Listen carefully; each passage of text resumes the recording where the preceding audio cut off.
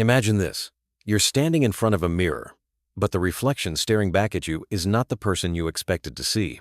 It's wearing your face, speaking with your voice, moving with your gestures, yet something fundamental feels wrong. This reflection seems to know things about you that you've forgotten, harbors desires you've never acknowledged, and carries wounds you've never allowed yourself to feel. The unsettling truth hits you like a cold wave. The person you've been living as might not be who you truly are.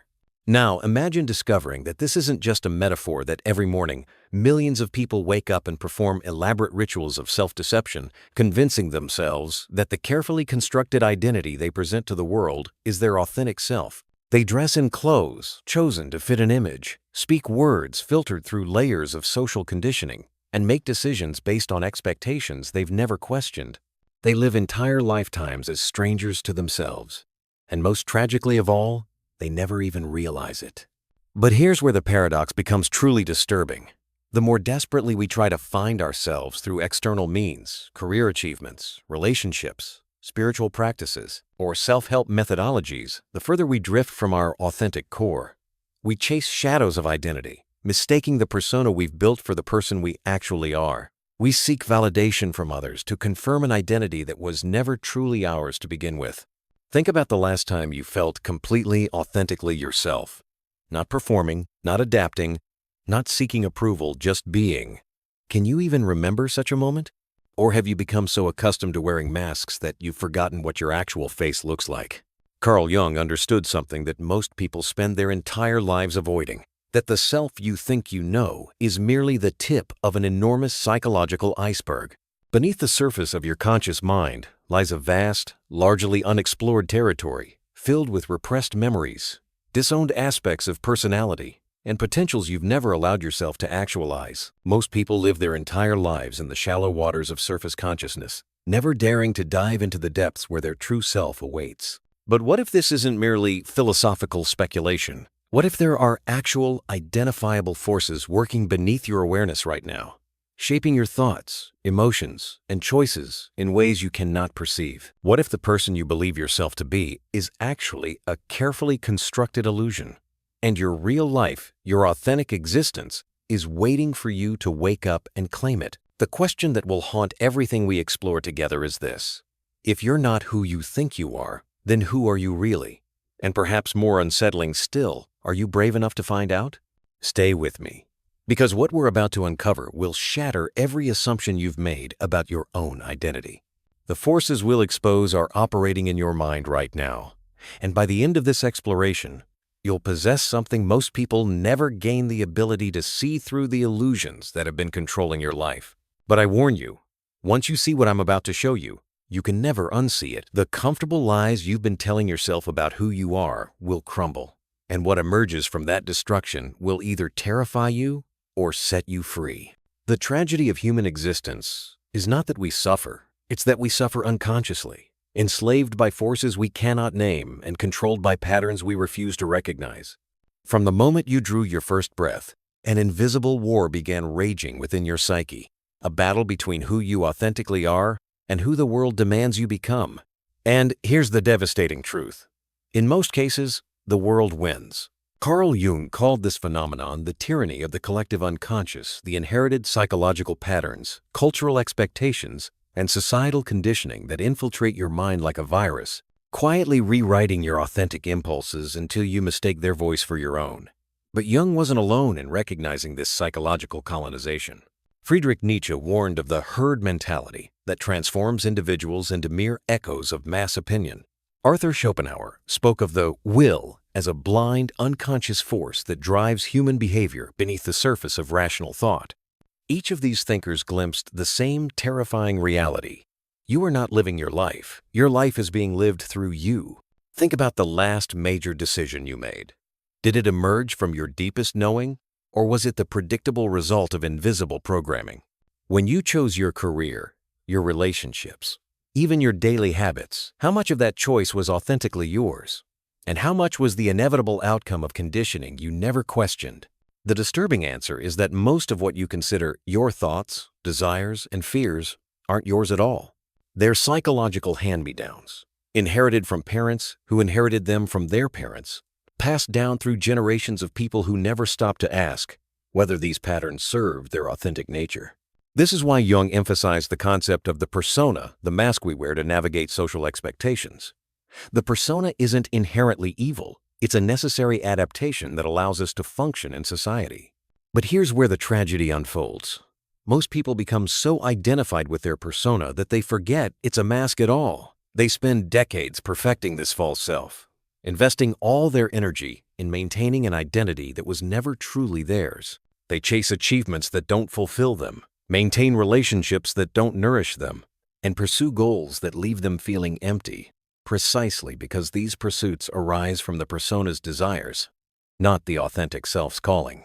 But the most insidious aspect of this psychological colonization is how it convinces you that resistance is futile. The conditioning whispers that questioning your inherited beliefs is dangerous, that straying from conventional paths leads to isolation and failure, that your authentic impulses are selfish or unrealistic. It creates what Jean-Paul Sartre called bad faith, the unconscious agreement to live as less than you are in exchange for the illusion of security and belonging. And so you learn to suppress the parts of yourself that don't fit the mold, to silence the inner voice that questions whether this prescribed life is actually yours to live.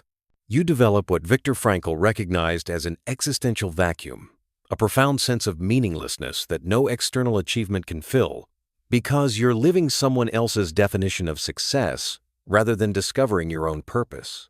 The most tragic part?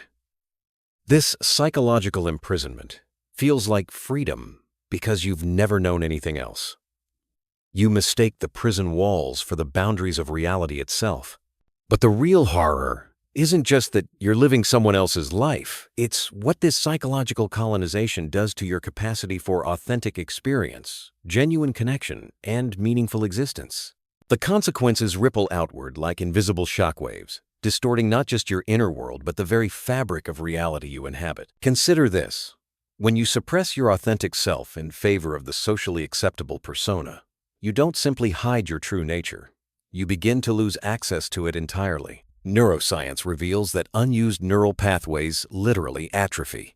The parts of your brain that once generated spontaneous creativity, intuitive knowing, and authentic emotional expression begin to wither from neglect. You're not just wearing a mask. You're surgically removing the face beneath it.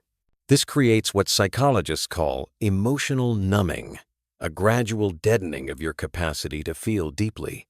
You may notice that colors seem less vibrant, that music doesn't move you the way it once did, that even moments of supposed happiness feel strangely hollow. This isn't depression in the clinical sense. It's something far more insidious. It's the natural result of a psyche that has learned to suppress its authentic responses in favor of appropriate ones. But the consequences extend far beyond your personal experience. When you live from the persona rather than the authentic self, you become incapable of genuine intimacy. How can you truly connect with another person when you don't even know who you are? Your relationships become elaborate performances, two personas dancing around each other while the real people remain hidden, lonely, and unseen. You attract partners who love your mask, then wonder why you feel so isolated even in their presence. This psychological fragmentation creates what Jung called projection, the unconscious tendency to see in others what we refuse to acknowledge in ourselves. The parts of your authentic nature that you've disowned don't disappear. They become shadow elements that you perceive and judge in other people. That colleague who speaks too freely triggers your suppressed need for honest expression. That friend who seems too emotional reminds you of the feelings you've learned to numb. Your judgments of others become a mirror reflecting the aspects of yourself you've rejected. On a societal level, this mass disconnection from authentic selfhood creates a culture of perpetual dissatisfaction and compulsive consumption. When millions of people are living from personas rather than authentic selves, they become vulnerable to manipulation by forces that promise external solutions to internal emptiness. Advertising, political propaganda, and social media algorithms prey on this psychological fragmentation, offering temporary identities and artificial belonging to fill the void where authentic selfhood should reside. The most devastating consequence of all is what happens to your relationship with time and mortality. When you're not living authentically, You're not truly alive, you're merely existing in a kind of psychological purgatory, neither fully present nor genuinely engaged. Years pass in a haze of routine and obligation, punctuated by fleeting moments when your authentic self breaks through the persona's control, reminding you of what you've lost. And then, sometimes in the middle of what should be a successful life, comes the crisis Jung called the confrontation with the unconscious. That moment when the suppressed, authentic self refuses to remain hidden any longer. It might manifest as a midlife crisis, a sudden depression, an inexplicable anxiety, or simply a growing sense that something fundamental is missing from your existence. This is your psyche's desperate attempt to reclaim what has been lost. But by then, the authentic self may feel like a stranger, someone you once knew but can barely remember. But here's what the psychological establishment doesn't want you to realize. This crisis isn't a breakdown, it's a breakthrough. That moment when your carefully constructed persona begins to crumble isn't the beginning of your destruction. It's the first glimpse of your liberation. The very forces that seem to be tearing your life apart are actually trying to tear apart the illusions that have been suffocating your authentic existence. Jung discovered something revolutionary that challenges everything our achievement-obsessed culture teaches.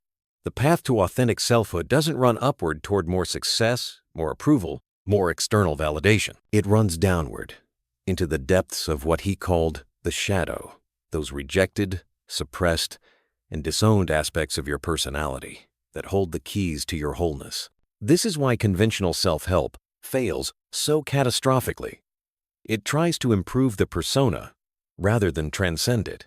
It teaches you to become a better version of who you think you should be, instead of discovering who you actually are. But Jung understood that true transformation requires something far more radical: the courage to confront everything about yourself that you've spent your life avoiding. Think about the qualities you most despise in other people. The selfishness, the anger, the vulnerability, the wildness, the intensity. These aren't accidents of perception. They're shadows of your own disowned nature. Aspects of your authentic self that were deemed unacceptable by your conditioning and subsequently buried alive in your unconscious. But here's the paradox that changes everything. These rejected parts of yourself aren't your enemies. They're your allies, carrying the very energy and authenticity you need to break free from psychological imprisonment. Consider the rebels throughout history who shattered the conventions of their time. Van Gogh, who painted his inner turmoil instead of acceptable subjects. Nietzsche, who declared God dead and invited humanity to create its own meaning. Jung himself, who broke from Freud's orthodox psychoanalysis to explore the mystical dimensions of the psyche. What made them revolutionary wasn't their talent alone, it was their willingness to integrate their shadow, to embrace the parts of themselves that polite society demanded they suppress. The first step in this rebellion is what Jung called active imagination, the practice of engaging consciously with the unconscious material that typically only emerges in dreams, fantasies, and slips of the tongue. Instead of dismissing these psychological phenomena as meaningless, you begin to treat them as communications from your authentic self, trying to guide you back to wholeness. But this isn't passive meditation or wishful thinking. It's an active dialogue with the disowned aspects of your personality. You begin to ask the parts of yourself you've rejected, what do you want? What have you been trying to tell me? What would happen if I allowed you to exist? This process is unsettling because it challenges the very foundation of your identity. But it's also liberating because it begins to restore access to your full psychological range. The second revolutionary step is learning to recognize projection. Every time you feel triggered by someone else's behavior, every time you judge another person with unusual intensity, you're being handed a gift, a mirror, showing you an aspect of your own nature that you've refused to acknowledge. Instead of defending your judgments, you begin to ask, what is this person reflecting back to me about myself? But perhaps the most radical act of all is learning to disappoint people consciously and deliberately. Your authentic self will never fit neatly into other people's expectations. And the moment you begin living authentically, you'll discover that many relationships were built on mutual personas rather than genuine connection. But now we arrive at the most profound revelation of all, one that will shatter not just your understanding of yourself, but your entire conception of what it means to be human. Everything we've explored so far has been preparation for this moment, because what I'm about to reveal will either liberate you completely or terrify you into retreating back into the comfortable prison of your persona. The ultimate truth is this: the self you've been searching for doesn't exist, not in the way you think it does. Jung's most radical insight wasn't about finding your true self. It was about discovering that the very concept of a fixed, separate, individual self is the grandest illusion of all. What you call yourself is actually a temporary constellation of energy, patterns, and consciousness that emerges from something infinitely larger and more mysterious than your individual mind can comprehend. This is why all your attempts to find yourself through external means have failed. You've been searching for something that was never lost because it was never separate from everything else to begin with. You are not an isolated being who occasionally connects with others. You are a unique expression of a vast, interconnected field of consciousness that includes everything and everyone you've ever encountered. Jung called this the collective unconscious, not just a repository of inherited memories, but a living, breathing dimension of reality where individual boundaries dissolve and you discover that your deepest experiences, your most profound insights, and even your struggles are part of a larger pattern that connects you to every human being who has ever lived. But here's where it gets truly revolutionary. This isn't just mystical philosophy, it's practical psychology. The moment you stop trying to defend and maintain a separate self, something miraculous happens. The energy you've been using to maintain the boundaries of your identity becomes available for something far more powerful, authentic expression that arises not from personal will, but from life itself moving through you. Think about the moments in your life when you felt most alive, most authentic, most connected. Were you thinking about yourself? Were you managing your image or protecting your identity? Or were you completely absorbed in something larger, lost in creative flow, overwhelmed by beauty, connected in love, or engaged in service? In those moments, the artificial self disappeared, and what remained was pure presence, pure authenticity, pure life, expressing itself through the unique instrument of your being. This is what Jung meant by individuation, not the process of becoming a better individual, but the process of discovering that your individuality is actually an expression of something universal.